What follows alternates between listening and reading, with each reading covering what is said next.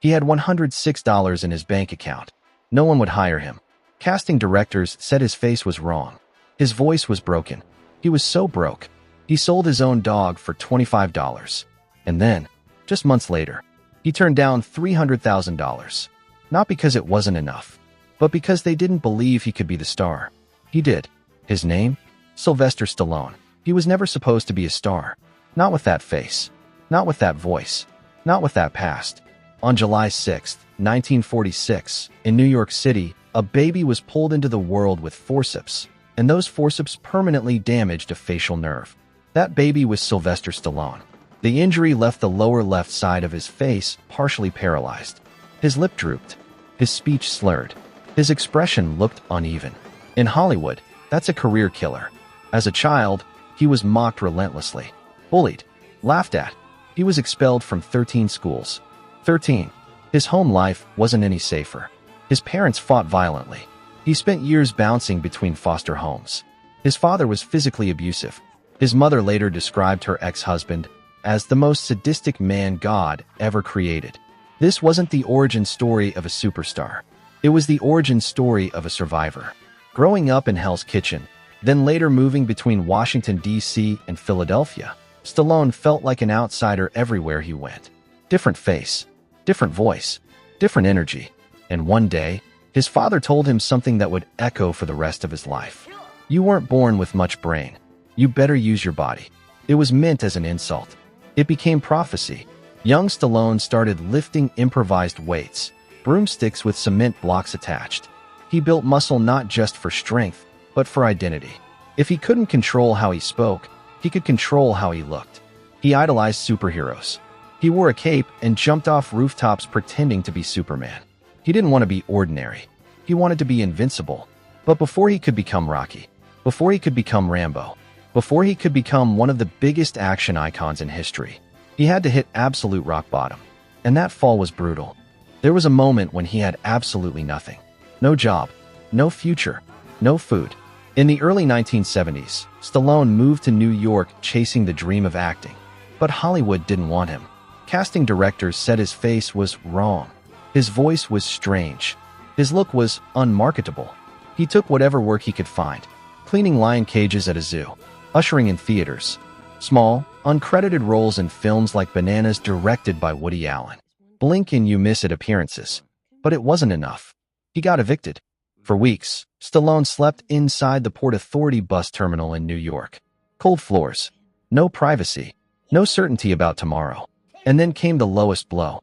He had a bull mastiff named Butkus, his best friend, his only companion, but he couldn't afford to feed him. So he did something that broke him. He sold his dog outside a liquor store for $40. $40. He later said he cried as he walked away, not because of the money, but because he felt like he had failed the only being that depended on him. That was the bottom. But fate was about to throw him a punch, and this time, he would punch back. One night in 1975, he watched a boxing match between Muhammad Ali and an unknown fighter named Chuck Wepner. Wepner wasn't supposed to last. He wasn't supposed to matter. But he did something unforgettable. He stayed standing. He kept getting up. He even knocked Ali down for a moment. And Stallone saw something no one else saw.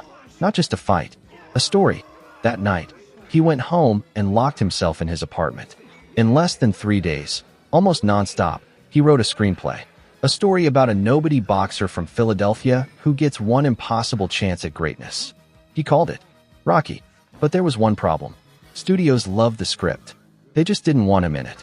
And that decision would lead to one of the boldest gambles in Hollywood history. The script was electric. Studios read it overnight. Executives called back immediately. They loved Rocky. They just didn't love him. One studio offered $125,000 for the script. For a man who had been sleeping in a bus station, that was life-changing money. He said no. They came back with $250,000. No. Then $350,000. Think about that. He had less than $100 in his bank account. He was broke, hungry, desperate, and he still said no. Because there was one condition. He had to play Rocky. Every executive told him the same thing. You don't look like a movie star. You talk funny. We'll cast someone real. They mentioned established names. At the time, actors like Ryan O'Neal and Burt Reynolds were considered safer bets. But Stallone knew something they didn't. Rocky wasn't just a character. Rocky was him. If someone else played the role, the story would lose its soul. So he risked everything. Finally, producers at United Artists agreed, but with one catch. They would slash the budget. The movie would be made for just around $1 million. Almost nothing by Hollywood standards. No big stars. No luxury production. No guarantees. And Stallone's salary? $23,000. That's it. But the moment contracts were signed, he did something most people don't know. He went back to the liquor store where he had sold his dog. He waited. For 3 days. Eventually, he found the man who bought Butkus. The man knew exactly who Stallone was now. And he didn't want $40 back. He reportedly demanded thousands. Stallone paid him. Every dollar he could. Because Rocky wasn't complete without his best friend. And when filming started, Butkus appeared in the movie. The underdog story wasn't fiction anymore. It was real. And then came 1976. The movie nobody believed in was about to shock the world. No massive marketing machine. No superstar cast. No expectations. Just a low-budget boxing film directed by John G. Avildsen and starring an unknown actor with a crooked smile and a strange voice. Then something unbelievable happened. Rocky exploded. Audiences didn't just watch it. They felt it. They saw themselves in that small-time boxer from Philadelphia. The guy nobody believed in. The guy who just wouldn't stay down. The movie went on to make over $225 million worldwide. From a $1 million budget. It wasn't just a success. It was a phenomenon. Then came the ultimate test. The 49th Academy Awards. Rocky was nominated for 10 Oscars, including Best Actor and Best Original Screenplay for Sylvester Stallone. He was suddenly standing in the same category as legends. And then, the moment, when the envelope opened. Best Picture goes to Rocky. The underdog film beat giants like Taxi Driver and All the President's Men. Hollywood had tried to replace him. They tried to buy him out. They tried to tell him he didn't look like a star. That night, they were on their feet applauding him. But here's what makes this story legendary. He didn't win Best Actor. He didn't win Best Screenplay. He lost both. And he smiled anyway, because he had already won the fight that mattered. The fight to believe in himself when nobody else did. Rocky wasn't just a movie. It became a franchise. It became a symbol. It became one of the most iconic characters in cinema history. And it all started with a broke actor sleeping in a bus station who refused to sell his dream. Most people think the story ends at the Oscars. It doesn't. Because success is not the end of the fight. It's just a new round. After Rocky, Sylvester Stallone became a global superstar almost overnight. Sequels followed. Fame exploded. Money poured in. Then came another icon. In 1982, he introduced the world to John Rambo in First Blood. It wasn't just an action movie. It was raw, emotional, political, and once again, it worked. Throughout the 80s, Stallone was unstoppable. Rocky III, Rocky IV, Rambo, First Blood Part 2. He wasn't just a star. He was the face of action cinema. Alongside rivals like Arnold Schwarzenegger, he defined an era. But here's what people don't talk about. The 1990s hit. And suddenly, the hit stopped. Big-budget movies flopped. Critics turned on him. Hollywood started whispering the same thing they said in the beginning. He's finished. For years, Stallone struggled to find his footing again. Projects failed. Studios lost confidence. It was the same pattern. The world betting against him. Again. And then, when most actors would have accepted fading away, he did something nobody expected. He went back to the beginning. Back to the character that changed his life. In 2006, at 60 years old, he wrote and directed Rocky Balboa. People laughed. Too old. Nobody wants this. Let it go.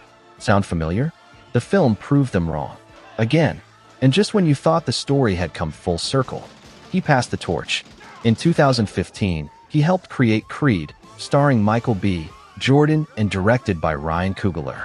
Stallone returned as Rocky, older, quieter, vulnerable. And this time, he was nominated for an Oscar again, nearly 40 years after the first one. The kid who slept in a bus station. The man who sold his dog for $40. Now standing once more among Hollywood's elite. He didn't win that Oscar either. But by then, it didn't matter. Because his life had already become the greatest underdog story ever told. By the mid-1980s, Sylvester Stallone wasn't just famous. He was mythological. His body looked carved from stone. His movies dominated the box office. Rocky IV alone became one of the highest-grossing sports films in history. The Cold War had a new cinematic battlefield, and his character was standing in the middle of it. But there was a hidden cost to becoming invincible. To play unstoppable heroes, Stallone pushed his body beyond human limits. Extreme diets, brutal training, dehydration, endless retakes of fight scenes. During the filming of Rocky IV, he insisted on full-contact punches for realism. He told co-star Dolph Lundgren to actually hit him hard. Lundgren did. Within days, Stallone's chest began to swell. His blood pressure skyrocketed. His heart slammed violently against his ribs. He was rushed to the hospital. Doctors later said the blows caused his heart to strike his rib cage, leading to swelling so severe it resembled a car crash injury. He spent over a week in intensive care. Let that sink in. At the peak of his power, he almost died chasing realism. But that wasn't the only price he paid. Behind the muscles and movie posters was a man carrying pressure most people never see. The pressure to stay number one, to outdo the last blockbuster, to compete in an era where action stars were larger than life, including his longtime rival, Arnold Schwarzenegger. Every year had to be bigger, louder, stronger. And when the world expects you to be indestructible, admitting weakness feels impossible. The invincible hero had built a cage around himself. And cages, even golden ones, eventually crack. The 1990s were coming, and the fall would be harder than anyone expected. The 1990s didn't knock. They kicked the door down. For over a decade, Sylvester Stallone had ruled the action genre. He survived wars on screen. He ended the Cold War in boxing gloves. He became a symbol of raw, unbreakable masculinity. But Hollywood changes fast. And when it changes, it doesn't ask permission. Big-budget films began to crumble at the box office. Projects that were supposed to dominate, like Judge Dredd, failed to connect with audiences. Critics sharpened their knives. Headlines became colder, outdated, one-dimensional, past his prime. The same industry that once applauded him standing in a tuxedo at the Oscars was now whispering that his time was over. Worse than the financial losses was the identity crisis. For years, he had been the unbeatable hero. Now he was the punchline. New stars were rising. The style of filmmaking was shifting. Audiences wanted something different, more ironic, more modern, less invincible. And Stallone faced something far more terrifying than a boxing opponent: irrelevance. He later admitted that this period forced him to confront hard truths. Had he become trapped inside his own image? Had the muscles and explosions overshadowed the storyteller who once wrote Rocky in 3 Sleepless Days? The fall wasn't dramatic. It was slow, painfully slow. Movie after movie underperformed. Offers changed. Budgets shrank. Confidence wavered. For the first time in decades, there were no guarantees. No roaring crowds. No automatic green lights. Just silence. And in that silence, he had a choice. Chase trends. Disappear quietly. Or do the one thing he had always done when backed into a corner. Start over. Not as the unstoppable warrior, but as the aging fighter who knows he can't win like he used to. The world thought the Titan had fallen. They didn't realize he was preparing for one last comeback. By the early 2000s, the silence was loud. Sylvester Stallone was no longer the center of the cultural conversation. Action cinema had evolved. Superheroes were rising. CGI was taking over. Studios weren't calling the way they used to. And then he did something that sounded almost absurd. He decided to bring Rocky back. Not the young, unstoppable machine from Rocky IV, but an older man. Slower, grayer, alone. When he announced Rocky Balboa, the reaction was brutal. Desperate. Pathetic. Let it die. Hollywood executives questioned whether audiences would pay to watch a 60-year-old boxer step into the ring. But that was exactly the point. This wasn't about winning belts. It was about dignity. It was about proving that worth doesn't expire. Stallone wrote the script himself. Again, late nights, rewrites, doubt creeping in. He poured his own fears into the character. Fear of aging, of being forgotten, of not matching anymore. Rocky wasn't fighting an opponent. He was fighting time. When the film finally released in 2006, something unexpected happened. Audiences showed up. Not for spectacle, for heart. The movie wasn't a billion-dollar explosion fest. It didn't try to compete with superheroes. It was quiet, emotional, honest. And critics, many of whom had buried him years earlier, admitted something surprising. He still had it. The final fight scene wasn't about victory. It was about going the distance. And in many ways, so was Stallone. But the real masterstroke was still ahead. Because this time, he wasn't just resurrecting a character. He was building a legacy. And the next chapter wouldn't be about him standing in the spotlight. It would be about passing it on. Most aging stars try to hold onto the spotlight. Sylvester Stallone did something different.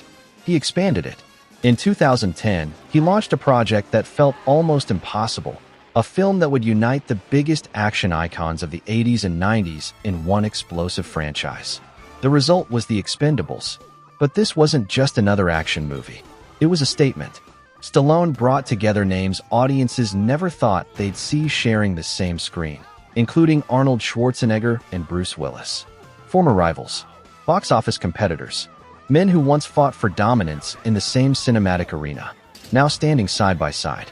The film was loud, violent, unapologetically old school, practical explosions, real stunts, physical presence. It felt like a rebellion against the digital age. Critics were divided. Audiences were not. The movie was a global hit. And suddenly, Stallone wasn't just a relic from a previous era. He was the architect of its reunion. But behind the scenes, time was still undefeated. In 2012, while filming The Expendables 2, the physical demands were relentless. Injuries piled up. Surgeries followed. His body, after decades of punishment, carried the evidence of every fight scene. He once described the toll bluntly. There's a price to pay for action. Yet he kept going. Not because he needed to prove strength anymore, but because he understood something deeper. Legacy isn't built by staying young. It's built by staying relevant. And just when it seemed he had solidified his comeback, life delivered a blow no script could prepare him for. One that had nothing to do with box office numbers, nothing to do with critics, and everything to do with being human. Fame prepares you for critics. It doesn't prepare you for grief. In 2012, tragedy struck Sylvester Stallone in a way no script ever could. His son, Sage Stallone, was found dead at just 36 years old. The headlines were merciless. Speculation spread instantly. Cameras waited outside his home. Reporters demanded statements. But behind closed doors, there was no action hero. No Rocky. No Rambo. Just a father. Stallone later described it as the kind of pain that reshapes your reality. The kind that silences everything else. Success becomes irrelevant. Awards feel meaningless. Even legacy loses its shine. Grief doesn't care about status. It doesn't negotiate with strength. And for a man who had spent decades portraying resilience, this was a different kind of endurance. Not physical, emotional. He withdrew from the public eye for a time, reflected, focused on family, tried to process something that never truly makes sense. Many people don't realize this about strength. It isn't loud. Sometimes strength is simply getting out of bed when nothing feels worth facing. Sometimes it's continuing forward because stopping would mean collapsing completely. When he eventually returned to work, there was a noticeable shift. His performances carried more weight, more vulnerability, less invincibility. When he reprised Rocky and Creed, the character was no longer just aging. He was sick, tired, confronting mortality. And for the first time in decades, audiences didn't see Stallone as the unstoppable machine. They saw him as fragile, human. The performance earned him another Academy Award nomination, nearly 40 years after the first. But this time, the applause felt different. It wasn't for muscles. It wasn't for explosions. It was for honesty. Because sometimes the greatest comeback isn't returning to the spotlight. It's surviving the darkness long enough to stand in it again. And the final chapter of this story isn't about fame at all. It's about legacy. By the time Creed hit theaters, something extraordinary had happened. Sylvester Stallone was no longer trying to prove he belonged.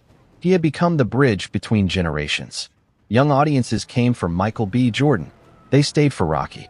But this version was different. Softer. Quieter. Haunted. When Rocky sat alone at Adrian's grave, it didn't feel like acting. It felt like a man carrying decades of victories and losses, both fictional and real.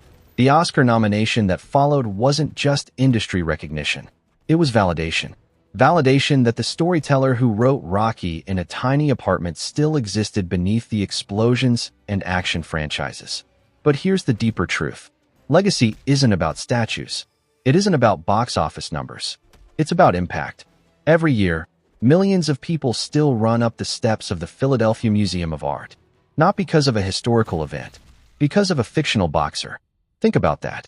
A character born from desperation became a global symbol of perseverance. Schools show the training montage to students. Athletes quote his speeches. Entrepreneurs replay his "it ain't about how hard you hit" monologue when businesses collapse. That's not fame. That's imprint. Stallone once said that Rocky wasn't written to win the fight. He was written to go the distance. And in many ways, that became the philosophy of his own life. He was rejected, mocked, overpaid, underrated, celebrated, criticized, broken, rebuilt. And through all of it, he kept moving forward. But every great story needs a final round. And this one ends not with a knockout, but with a quiet truth. If you strip away the fame, the franchises, the headlines, the rivalries, what remains is simple. Sylvester Stallone was never the strongest man in Hollywood. He was the most persistent. Before the Oscars, before Rocky, before the world knew his name, he was just a struggling actor with $106 in his bank account, a script nobody believed in, and a dog he couldn't afford to keep. That's where the real story lives. Not in the victories, but in the refusals. He refused $350,000 when he was broke because he believed in himself more than the money. He refused to disappear in the 90s when critics declared him finished. He refused to let age define his relevance. And when life hit him in the only place no one is prepared for, the loss of a child, he refused to collapse permanently. That doesn't mean he didn't hurt. It means he endured. There's a reason Rocky still resonates nearly 5 decades later. Because deep down, everyone feels like the underdog at some point. Everyone hears the voice that says, "You're not enough. You're too late. You don't belong here." Stallone heard all of it and kept walking forward anyway. He didn't build a career on perfection. He built it on resilience, on rewriting the script when the world tried to cast someone else, on standing up over and over, long after the applause faded. And maybe that's the real lesson. Success isn't about never getting knocked down. It's about deciding that staying down is not an option. The broke actor who once slept in a bus station didn't become a legend because he won every round. He became one because he stayed in the fight. And in the end, going the distance was always the victory.